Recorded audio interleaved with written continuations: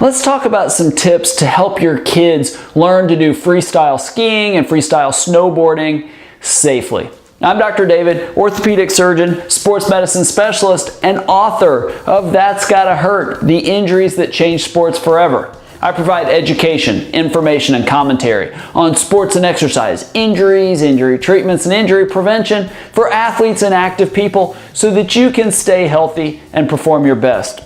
One of the chapters in That's Gotta Hurt talks about this very subject, these extreme sports, especially the winter sports. And with the Winter Olympics going on right now, kids are more interested in snowboarding, freestyle skiing than ever. And they're amazing sports and amazing athletes. With these half pipes, these athletes are going 30, 40, 50 feet in the air and doing 3 and 4 flips, and it's amazing to watch. But serious injuries can occur, especially among those athletes, the elite level athletes. We've seen several athletes die in these sports. Sarah Burke, I write about that in my book. Caleb Moore did it on freestyle snowmobiling.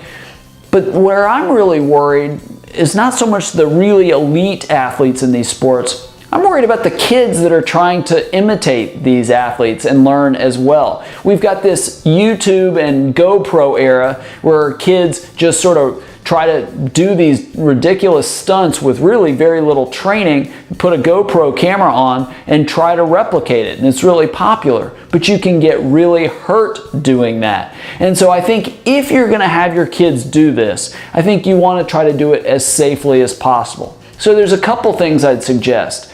The first of those is just like football, basketball, soccer, really any sport, you learn skills through a coach. And I think getting a coach for your child to learn this is where I would start. And they're going to start them appropriately at whatever skill level, gradually teach more and more skills, but don't let them advance until they demonstrate that they can do each subsequent skill. And as they get better, they're allowed to do more and more. And that skill progression is really key. Not to go out on a half pipe that they're just not ready for. And then they don't land the jump, they don't rotate as well as they should, they don't have good technique, and they suffer a serious head injury or neck injury. I think this idea of just trying it, randomly on your own without education, without training, is a terrible idea. There's even ways to do it with like foam pits and things like that, but learn how to do it before you go out on the half pipes in these ski resorts and put yourself in serious danger. So somebody asked me one time about, is there any one sport I wouldn't want my child to do? And of course everybody assumes I'm going to say football, but this is actually where I'd be much more nervous, is they're going on these half pipes and doing these I don't even know the numbers, 720s and 1080s and whatever they go up to, where you don't rotate, you hit your head and potentially you can die, or some of these events where you can be paralyzed.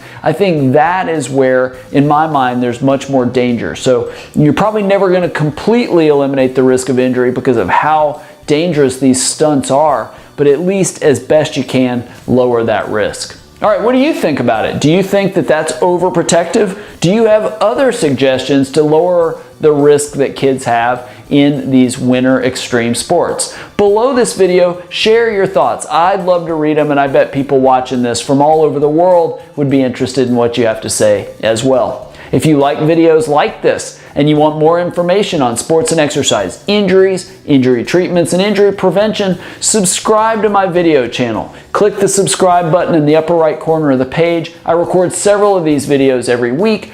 Plus, I do live videos where I talk about injury prevention and I answer questions as well. You'll get notified when I'm online live and when I post new videos, so subscribe to my video channel.